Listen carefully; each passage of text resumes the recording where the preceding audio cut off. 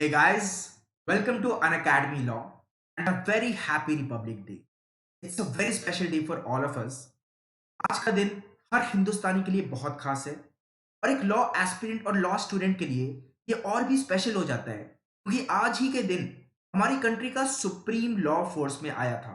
Constitution of India that was adopted on 26 November 1949 came into force on 26 January 1950। तो ये 26 जनवरी बहुत ही important date है हमारे लिए। आप सुबह से पैट्रियोटिक गाने सुन रहे हैं, एक एंथुसियाज्म का एनवायरनमेंट है, लोग एक्साइटेड हैं, लोग खुश हैं। So let's take this opportunity to appreciate what's so special about the Constitution of India.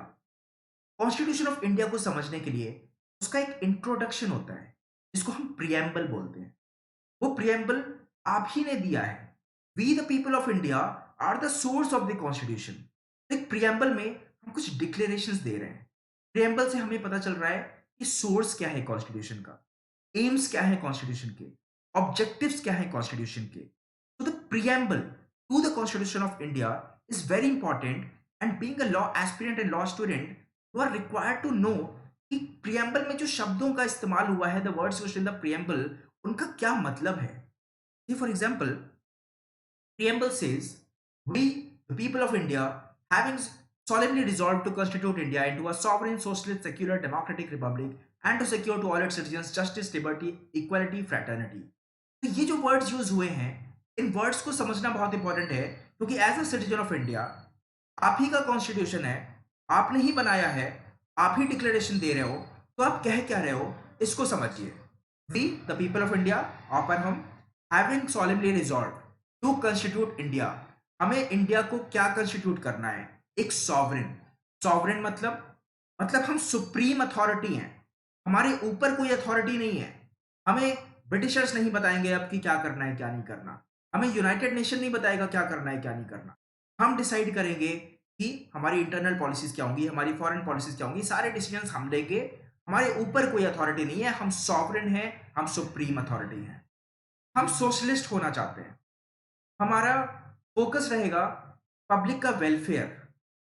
Although हमारी मिक्स्ड इकोनॉमी है जिसमें पब्लिक सेक्टर भी है, प्राइवेट सेक्टर भी है, पर जो हमारा एम है वो है सोशलिज्म की तरफ, जिसमें गवर्नमेंट रेगुलेट करेगी कि लैंड कोई कितनी एक्वायर कर सकता है, पब्लिक सेक्टर्स गवर्नमेंट रेगुलेट करेगी। ये सारी चीजें सोशलिज्म की तरफ रहेंगी। वो अप्रोच रहेगा, कैपिटलिज्म का अप्रोच नहीं रहेगा हमारा। हम सोशलिस्ट हैं, हम सेक्युलर हैं, कोई भी कुछ भी रिलीजन फॉलो कर सकता है। स्टेट का कोई रिलीजन नहीं है, इंडिया का कोई रिलीजन नहीं है।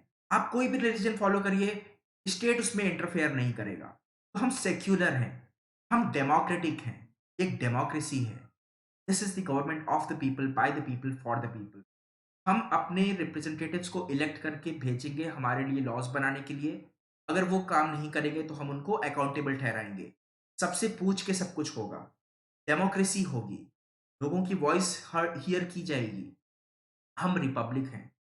हमारा जो हेड है स्टेट का, वो कोई हेरिडिटरी मोनार्क नहीं है, कोई राजा नहीं है कि उनके पिताजी भी राजा थे, अब ये हैं तो हम उनकी बात मानेंगे, नहीं। जो स्टेट का हेड होगा वो हम चुन के भेजेंगे, चुन के जाएगा। तो रिपब्लिक हैं हम सॉवरेन हैं, सुप्रीम अथॉरिटी हैं, हम सोशलिस्ट हैं, जो वेल्थ जनरेट होगी उसको इक्वली डिस्ट्रीब्यूट करेंगे, वेलफेयर के बारे में काम करेंगे। हम सेक्युलर हैं, कोई हमें बताएगा नहीं कि कौन सा रिलीजन फॉलो करो कौन सा मत करो। स्टेट का कोई रिलीजन नहीं है, स्टेट इंटरफेयर नहीं करेगा। हम डेमोक्रेटिक हैं, डेमोक्रेसी होगी, ऑटोक्रेसी नहीं होगी, मोनार्की नहीं होगी। रिपब्लिक है, इलेक्टेड हेड होगा, हेरिडिटरी नहीं होगा।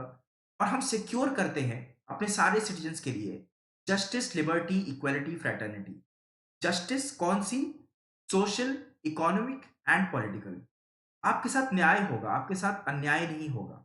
आपको एक सोशल जस्टिस दी जाएगी, इकोनॉमिक जस्टिस दी जाएगी, पॉलिटिकल जस्टिस दी जाएगी। तो जस्टिस हम सिक्योर करते हैं अपने सिटीजन्स के लिए।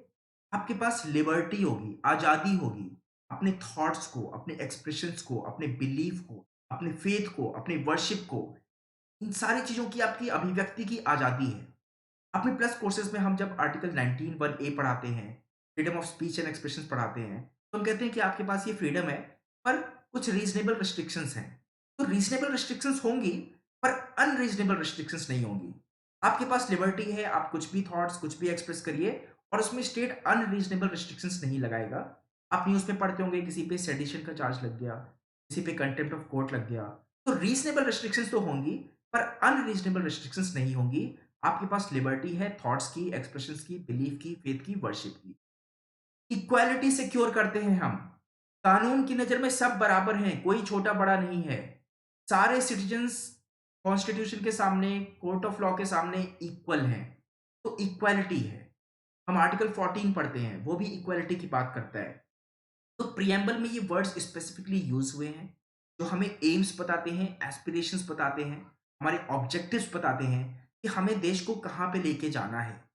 फ्रैटर्निटी होगी, भाईचारा होगा, पूरा इंडिया एक फैमिली है, हम भाईचारे के साथ एक-दूसरे से मिलेंगे। Fraternity, assuring the dignity of the individual and the unity and integrity of the nation. तो आपको एटलीस्ट ये वर्ड्स पता होने चाहिए। आज रिपब्लिक डे के दिन आपको प्रिएम्बल के बारे में सारी चीज़ें पता होनी चाहिए कि प्रिएम्बल आपसे कहता क्या है, सॉवरेन का क्या मतलब है, सोशलिस्ट का क्या मतलब है, सेक्युलर का क्या मतलब है, डेमोक्रेटिक का क्या मतलब है, रिपब्लिक का क्या मतलब है, जस्टिस, लिबर्टी, इक्वालिटी, फ्रैटर्निटी, इन चीज़ों का मतलब आपको पता होना चाहिए। तो जब क्लैट में अगर कोई पैसेज आता है, जिनमें इन वर्ड्स का यूज़ होता है, तो क्वाइट ऑब्वियस है कि आपको टाइम वेस्ट नहीं करना है इनका मतलब समझने में, पर आपको सीधा और सीधा अप्लाई करना है, जो भी सिचुएशन दी है, उसमें इन टर्म्स को। So this is about the preamble to the Constitution. It gives you the overview of the Constitution of India.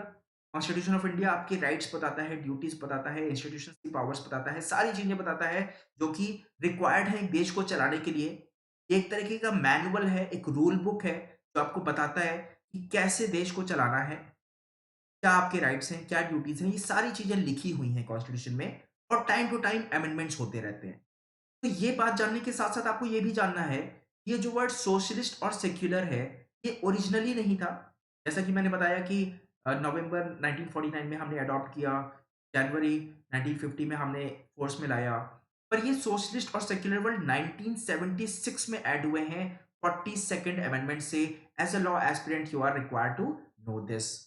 तो ये एक अमेंडमेंट हुआ है। ऐसे बहुत सारे और भी इम्पोर्टेंट अमेंडमेंट्स हैं जो हम आपको अपनी क्लासेस में बताते रहते हैं।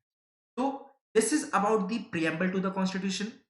On this Republic Day, at least take a vow कि हमें बेसिक्स जो एकदम एक्सपेक्टेड है किसी भी लॉ एस्पिरेंट से, लॉ स्टूडेंट से, वो चीज़ें हमें पता होनी चाहिए।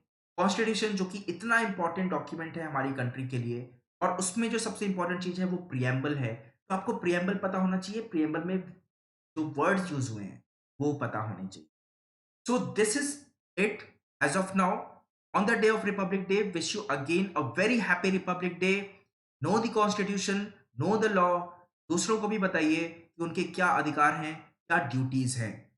Having said that, subscribe to this channel, subscribe to Unacademy Plus, and if you use this code NGS Live on Unacademy Plus, you will get a 10% discount. So share this video, subscribe this video, subscribe to Unacademy Plus, and again wish you a very happy Republic Day. Thank you. Let's crack it.